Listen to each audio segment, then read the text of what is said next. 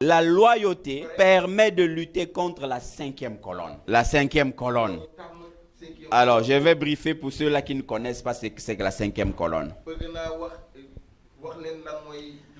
On raconte l'histoire d'un général d'armée qui livrait la bataille contre une ville fortifiée. Alors, le général dirigeait, vous savez, dans l'armée, ce qu'on appelle les colonnes. Donc, c'est des troupes qui sont organisées. Et il avait 4 colonnes avec lui. Ils sont arrivés devant la ville. Tout était fortifié. Il n'y avait pas moyen d'entrer ou de sortir. Donc, visiblement, cette ville était imprenable. Ce n'était pas possible de l'attaquer et de gagner.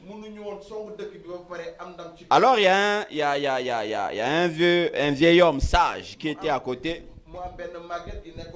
Lorsqu'il a considéré la situation, il a vu l'impossibilité. Il dit non. Et il a vu le général. Il dit, mais général, je vois que tu es détendu. Parce que le général était détendu. Il dit, mais qu'est-ce qui te donne une telle assurance que toi tu vas vaincre cette ville? Le général a dit, mais c'est simple. Je sais que j'aurai la victoire à cause de la 5e colonne. Il dit, mais je compte, tu n'as que 4 colonnes. Qu'est-ce qui fait? Mais où est donc la 5e colonne? Non, la 5e colonne est déjà à l'intérieur. J'ai des hommes qui sont dedans, qui ont infiltré le système. C'est eux qui me renseignent.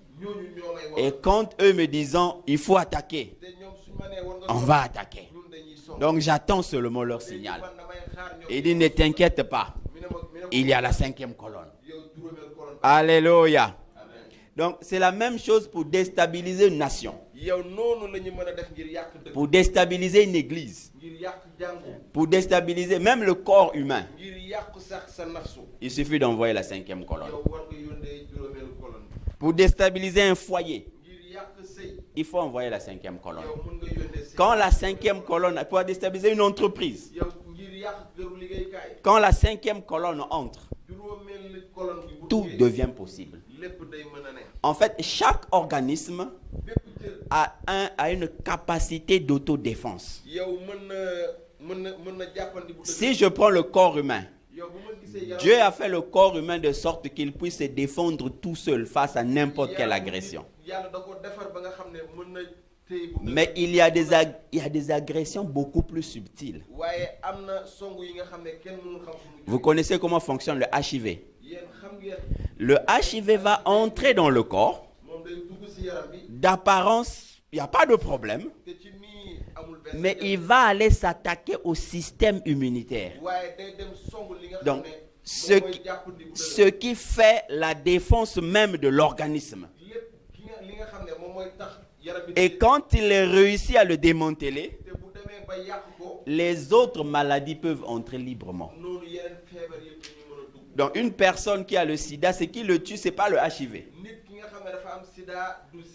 Mais ça peut être la tuberculose, ça peut être la diarrhée, ça peut être l'anémie, toutes sortes de maladies. Parce que la personne devient vulnérable. Pourquoi? La 5e colonne.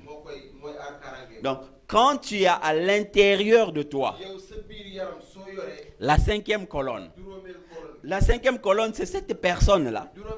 Vous êtes ensemble, en apparence, tu lui fais confiance. Tu lui donnes accès à tout ce dont n'importe qui peut avoir accès. Mais cette personne n'est pas avec toi. Cette personne lutte contre toi. Certaines personnes se donnent des raisons pour le faire. Peut-être parce que j'ai été offensé. Peut-être parce que on ne m'a pas choisi pour telle ou telle chose. Peut-être parce qu'il y a eu de l'injustice contre moi. C'est possible. Mais lorsque vous faites partie d'une organisation ou d'une relation, nous l'avons vu le dimanche dernier, vous avez le devoir de loyauté. Et dans ce devoir, vous avez le devoir de confidentialité. Lorsque nous sommes amis, je vais te confier des choses parce que nous sommes amis. Mais si toi, derrière ce que je te confie, tu vas le publier, en ce moment, tu deviens déloyal.